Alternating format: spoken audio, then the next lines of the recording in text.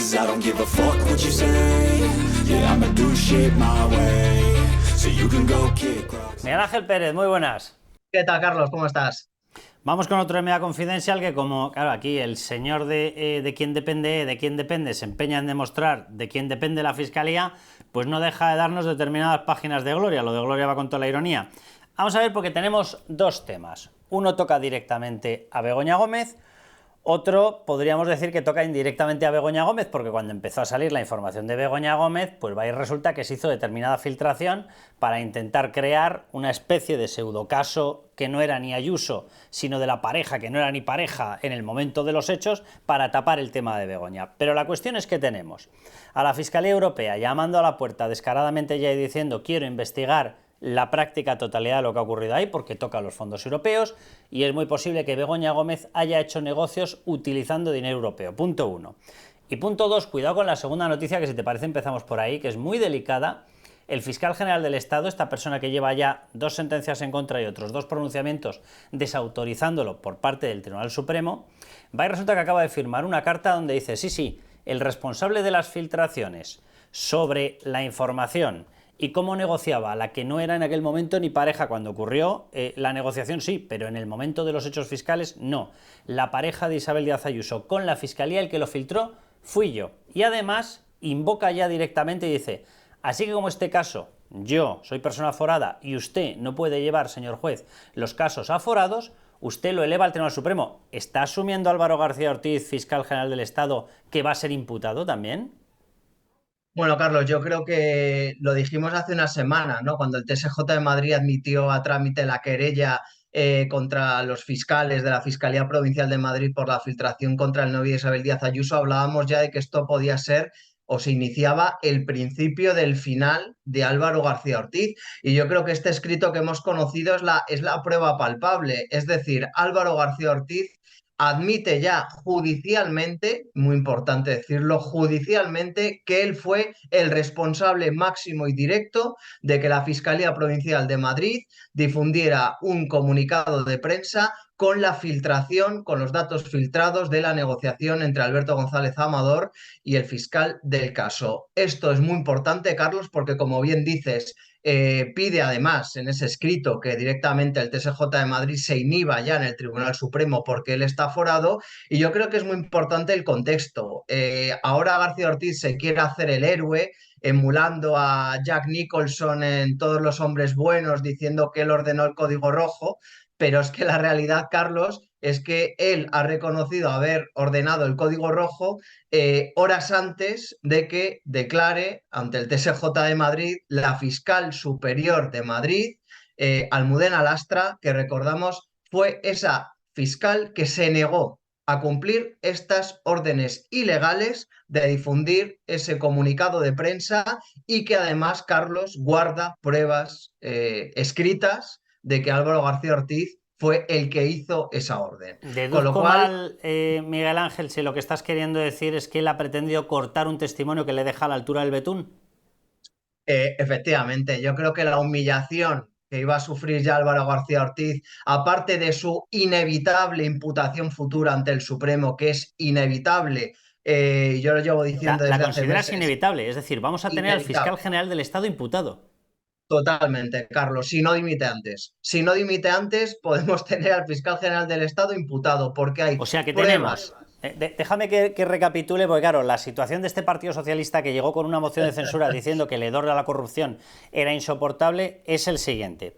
La mujer del presidente, imputada por delitos de tráfico de influencias que tendrían que haber pasado por el funcionario más cercano a ella, que lo lógico sería pensar, no sé, hipotéticamente, que a lo mejor resulta que es su marido. Bien, el fiscal general del Estado, con 2 sentencias ya en contra del Tribunal Supremo, 2 pronunciamientos que lo desautorizan, pero además, inevitablemente, como dices, imputado en breve.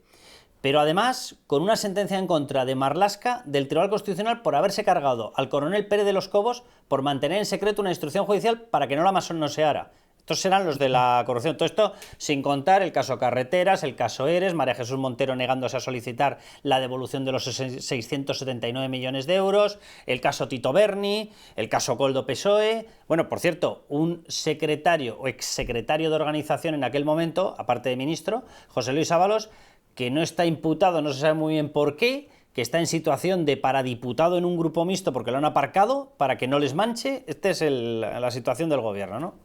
Este es el contexto, Carlos. La verdad es que la corrupción campa a sus anchas con este gobierno del Partido Socialista y además es que ya se ramifica en instituciones tan importantes del Estado como es la Fiscalía General. Una fiscalía que desde que llegó Pedro Sánchez al poder no ha hecho más que degradarla. Primero cuando colocó sin solución de continuidad a su ministra de Justicia al frente de la misma, Dolores Delgado, y luego ya ha acabado rematando poniéndolo pues al que era la mano derecha de Dolores Delgado, que es Álvaro García Ortiz.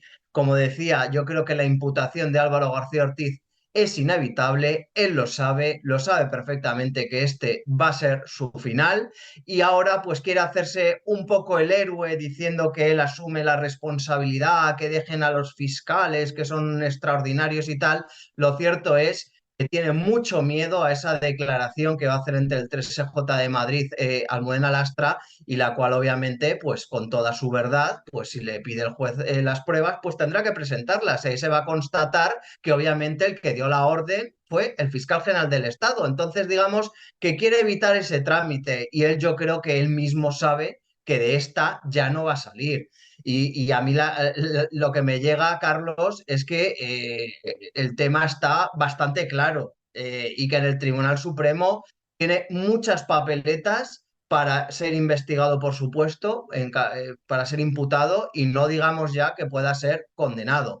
La defensa que hace García Ortiz es decir bueno, que él se limitó pues, a ordenar que se difundiera esa nota de prensa para acabar con los bulos que estaba difundiendo Miguel Ángel Rodríguez, ¿no? De la Comunidad de Madrid. Pero desde luego lo que está reconociendo es que se filtraron datos confidenciales y reservados de la negociación entre un fiscal y un abogado y que afecta de forma mortal, digamos, al derecho de defensa de la pareja de Isabel Díaz Ayuso. Claro, por poner en contexto para que la gente se haga una idea de la importancia que tiene de lo que estamos hablando, vamos a ver, punto uno, la Fiscalía no es que emitiera una nota de prensa diciendo nosotros hemos cumplido con nuestro deber y cualquier descalificación es mentira y tomaremos acciones judiciales. No dijo eso. Cogió y día a día, segundo a segundo, minuto a minuto, sacó las conversaciones literales entre una persona, o mejor dicho, el equipo jurídico de esa persona, que era la que ya por aquel momento ya sí era, pareja de Isabel Díaz Ayuso, y la Fiscalía. Y la importancia radicaba en que para llegar a un acuerdo fiscal, porque esto era simple y llanamente la típica pelea que en España, por desgracia, de cada 10 contribuyentes tienen 26, porque lo de Hacienda se ha convertido en una cosa absolutamente insoportable, que parte de la presunción de culpabilidad absolutamente ilegal, aplicada a todos los contribuyentes, pero era una disputa fiscal sin más, que de pronto, qué casualidad, el 22 de enero, justo el mismo día, en el que se envía por parte de la Fiscalía todo el resumen de las operaciones de la trama Coldo-PSOE, en donde ya aparece Globalia y Begoña Gómez, justo ese día se decide elevar lo que era una disputa fiscal normal a la Fiscalía para tratarlo como delito. Bien, en los acuerdos, cuando tú aceptas pagar y dices, venga, vamos a llegar a un acuerdo porque como Hacienda que eres, me vas a estar persiguiendo y además me vas a amenazar con una supuesta prisión, ¿qué es lo que se hace? Se ofrece una especie de consentimiento donde tienes que reconocer que has cometido delitos. En esa filtración interesada, en estos momentos ya reconocida además de Álvaro García Ortiz, ¿qué ocurría? Que la pareja de Isabel Díaz Ayuso, por lo tanto, reconocía haber cumplido un delito. O haber cometido un delito. ¿Por qué lo había cometido? Bueno, básicamente porque si no se enfrentaba a acusaciones de prisión, de no sé qué, a una persecución y dijo, mira, como tengo una persona que es una pareja y que es cargo público, son hechos que además yo hice o cometí antes, los hechos contables, etcétera, empresariales, no voy a hacerle pasar por esto. Entonces, evidentemente, si te dicen, firma aquí que cometiste un delito, venga, que me da lo mismo, porque en el mismo papel pone que firmas haber cometido un delito, pero que no se va a actuar contra ti como si hubieras cometido un delito. Estamos hablando de eso, con lo cual lo que pretendían era trasladar la acusación a Isabel Díaz Ayuso de que vivía con un delincuente, que también manda narices, pedazo de acusación machista. O sea, que es que si tú tienes un novio que ha cometido un delito, lo tienes que dejar. Según el PSOE lo tienes que dejar, porque por lo visto son delitos de transmisión sexual. Bueno, es que has dicho una cosa muy importante, Carlos. Este tema lo filtraron para tapar otro escándalo. Es decir, el gobierno de Pedro Sánchez nos tiene acostumbrados a tapar un escándalo con el otro. Lo que pasa es que aquí hubo tanta precipitación que se han metido en un lío monumental a nivel judicial. Y aquí ya no hablamos como decías, de esa, cómo afecta, ¿no?, al derecho de defensa de Alberto González Amador, donde obviamente se filtran textuales donde él reconoce el delito en el marco de una negociación porque obligan a que hagas ese reconocimiento para poder conseguir un pacto. Es que también estamos hablando de un delito de revelación de secretos. Es decir, el fiscal general del Estado puede ser condenado por un delito de revelación de Sí, sí. secretos.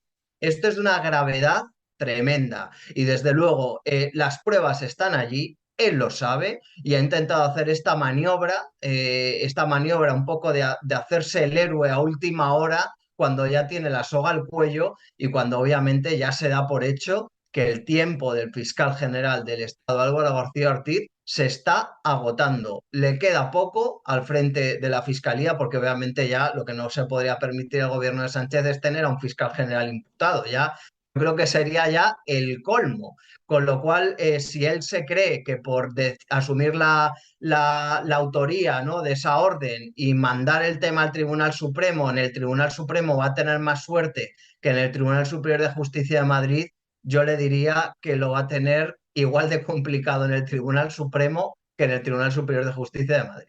Si tiene que quitar, que sería obvio, no vas a tener un fiscal general imputado. Si Pedro Sánchez tiene que quitar a Álvaro García Ortiz, empezamos a mirar a ver si tiene algún primo, algún vecino que sea abogado, porque lo va a hacer fiscal general o... Bueno, se hablaba, ¿no?, de quién podía ser el sustituto natural de Álvaro García Ortiz, que podía ser la teniente fiscal del Supremo, Ángeles Sánchez Conde, que en realidad lo que ha hecho Carlos es hacer lo mismo que García Ortiz y precisamente ha sido utilizada, pues cuando Álvaro García Ortiz no podía estar en primera persona, pues todo lo que quería García Ortiz y el gobierno se ha canalizado a través de su mano derecha, que es la teniente fiscal del Supremo, Ángeles Sánchez Conde. Pero veremos al final si obviamente es Sánchez Conde y no otras personas, porque es verdad que también empieza a haber movimientos extraños en torno a las posibles sustituciones de Álvaro García Ortiz, pero yo creo que él está convencido de que su futuro judicial es negro y entiendo yo que el gobierno ya está preparando la sucesión porque lo va a tener muy complicado, porque aquí la clave es que existen pruebas, es decir, aquí ya no es una palabra contra la suya, no, se hablan de mensajes, se hablan de correos electrónicos en los cuales ya García Ortiz reconoce la autoría de haber dado esa orden, con lo cual lo tiene muy complicado. Miguel Ángel, la posible sustituta, Sánchez Conde, es la que estaba en contra de aceptar la querella de Alberto González Amador precisamente por la filtración, ¿no? Es Exactamente, y decir, te de pondré. negarle el derecho a acudir a la justicia en defensa de su intimidad en esas conversaciones.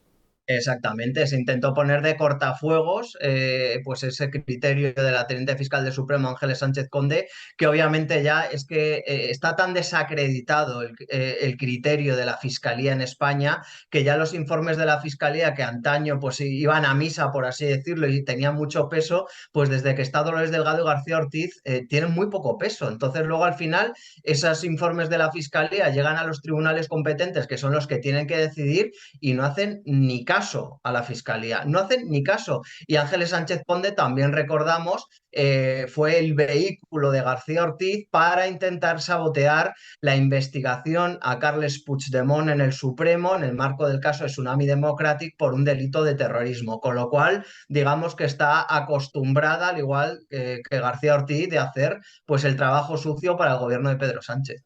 Vamos al otro asunto, vamos al asunto Begoña Gómez. La Fiscalía Europea reclamando, no sabemos exactamente si es todo, si es una parte, de los contratos de Carlos Barrabés, que es lo que ya ha dicho la Audiencia Provincial de Madrid, que claramente tiene indicios objetivos de posible delincuencia, de posible cuestión penal. ¿Qué puede ocurrir? Si lo reclama y no puede evitarlo el juez Peinado, significa que el juez Peinado pierde el caso por completo, lo va a instruir por completo la Fiscalía de la Unión Europea. ¿Qué puede ocurrir? Pues sí, Carlos, la verdad es que ahora hay muchísima incertidumbre, ¿no?, en torno a este caso, porque como bien decías, la Fiscalía Europea ha reclamado la competencia para investigarlo. Todavía no se desconoce el detalle concreto de si esta parte de la investigación afecta a todos los contratos adjudicados a Barrabés gracias pues a la recomendación de Begoña Gómez, o bien se centra en los contratos adjudicados a Barrabés, recomendados por Begoña Gómez, pero con fondos europeos. Ese matiz es importante porque podemos hablar de más o menos contratos y de más o menos parte de la causa. Desde luego, pues es verdad que la Fiscalía Europea tiene esa competencia en el momento en el que afecta a fondos europeos, puede reclamar la investigación y ahora mismo, pues el juez Peinado, la única oportunidad o la única opción, mejor dicho, que tendría encima de la mesa es plantear, si no está de acuerdo con esa petición de la Fiscalía Europea, una cuestión de competencia ante el Tribunal Supremo. ¿Qué pasaría? Pues que el Tribunal Supremo tendría que decidir si se lo queda Peinado o bien se lo queda la Fiscalía Europea y entre tanto, pues también habría que decidir si hasta que el Supremo resolviera, pues el juez puede seguir investigando o bien provisionalmente quedaría en manos de la Fiscalía Europea de forma provisional la investigación. Con todos estos datos encima de la mesa, Carlos, lo único que se puede concluir es que las citaciones de testigos y sobre todo de la investigada, de la imputada esposa del presidente del gobierno Pedro Sánchez Begoña Gómez, quedarían a día de hoy en el aire. Y estaba cerquita, era un 5 de julio. Efectivamente, sería el 5 de julio cuando está citada y claro, ahora mismo hasta que se resuelva y hasta que se sepa qué va a hacer el juez Peinado, si va a aceptar la competencia de la Fiscalía Europea, si provisionalmente se quedaría en el caso o se lo daría igualmente a la Fiscalía Europea, pues se plantean estos interrogantes. Yo desde luego, por las fuentes que he consultado, Carlos, yo creo que el tema se lo va a quedar la Fiscalía Europea y que inevitablemente todas las citaciones que había acordado el juez que iba a practicar él, tanto de los testigos como de los investigados, pues serían anuladas y tendrían que ser llevadas a cabo por la Fiscalía Europea, ¿no? Y quizá la pregunta que todo el mundo se hace es, ¿esto es mejor o peor para la investigación? Pues tiene sus connotaciones, Carlos, porque si la Fiscalía Europea se lleva la investigación, por un lado se va a tener menos información de la investigación que Ya. la que contábamos hasta ahora, y en segundo lugar, todas las acusaciones populares se quedarían fuera. No Porque no podrían se pedir aceptan, ¿o qué? diligencias, se quedaría únicamente la Fiscalía Europea al frente de la investigación y las acusaciones populares, manos limpias, hazte oír y otras acusaciones que se habrían personado, pues ya aquí digamos que quedarían invalidadas y no podrían estar solicitando diligencias, porque la Fiscalía Europea asume absolutamente la instrucción de la causa y lo único que se hace, Carlos, es dejar a un juez de la Audiencia Nacional como garante de los derechos fundamentales de las diligencias que practique la Fiscalía Europea. ¿Quién sería? Eso no se sabe, ¿no? Todavía. Eso no se sabe, eso no se sabe. En principio, sí se habló la semana pasada de que podría ser Manuel García Castellón, el titular del Juzgado Central de Instrucción número 6, digamos, de esa pieza separada. No sabremos si al final es toda la causa o no, o tal, si se mantendría en García Castellón o bien sería otro juez de la Audiencia Nacional. Pero como decimos, esto digamos que es prácticamente anecdótico porque ese juez de la Audiencia Nacional simplemente tendría que avalar o rechazar si la Fiscalía Europea pues practica una diligencia que afecte a derechos fundamentales, tipo pues intervenir un teléfono, registrar una casa, etcétera. Con lo cual, la capacidad de maniobra de la investigación absolutamente está en manos de la Fiscalía Europea. Miguel Ángel, una última cuestión. Vamos a ver, si lo toma la Fiscalía Europea, andamos con esa lógica duda de si tendría las mismas ganas o no tendría las mismas ganas de ir a por esta persona. ¿Tú crees que puede haber alguna intromisión, que puede haber alguna o puede haber habido alguna petición política por parte del gobierno de llevaos el caso, que así como poco de momento ya ganamos, que la imputación de Begoña queda en el aire? Pues mira, Carlos, esa pregunta la he hecho yo a algunas fuentes, ¿no? Judiciales. Y lo que me dicen es que a priori, por lo menos habría que dar un voto de confianza a la Fiscalía Europea, a dejarla trabajar y ver realmente cómo hace su trabajo. Si recuerdas, la Fiscalía Europea ya investigó lo de los famosos contratos del hermano de Ayuso y dijo que no había por dónde cogerlo y lo archivó. Es decir, ahí demostró que la Fiscalía Ya. Europea, más allá de la fiscal Concha Sabadell, que es una de las integrantes, que era la fiscal del caso Gürtel, pues Por luego eso la lo Fiscalía decía. Claro, la Fiscalía Europea como institución, pues analizó el trabajo que había hecho esta fiscal Concha Sabadell y dijo aquí no hay nada y hay que archivar. Con lo cual, en principio, habría que dar ese voto de confianza porque, también es justo decirlo, no es lo mismo la Fiscalía Europea que la Fiscalía de España en manos de Álvaro García Ortiz y sobre todo de Pedro Sánchez.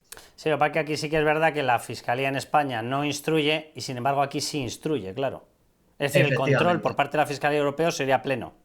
Absolutamente, absolutamente, Carlos. Y echarían a las acusaciones populares metidas en la causa y tendrían el poder absoluto y también pues el otro inconveniente que decíamos antes, ¿no? Que la verdad es que trasciende muy, pero que muy poca información sobre las investigaciones que lleva a cabo la Fiscalía Europea y apenas se sabe cuándo dan inicio y cuándo resuelven. Es decir, el camino prácticamente es muy complicado averiguar qué está haciendo la Fiscalía Europea en esos momentos. ¿La Policía Judicial sería Policía Judicial Española? Sí, ¿no?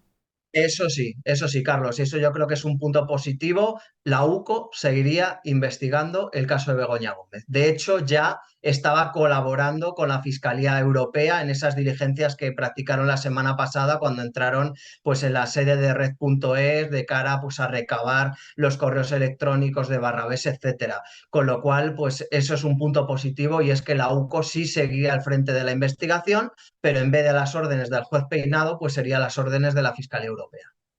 Bueno, pues ya veremos, estaremos muy atentos, Miguel Ángel, porque efectivamente si ocurre eso, que tiene pinta de que va a ocurrir, entramos en un terreno que a priori yo creo que le da menos trascendencia pública al caso, pero también es verdad que hasta que explote, y como explote desde Europa, lo último que va a poder decir un tal Pedro Sánchez es que esto forma parte de la fachosfera.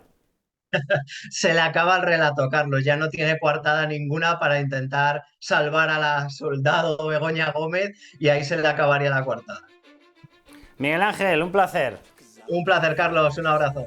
Venga, hasta el próximo. Shape my way so you can go kick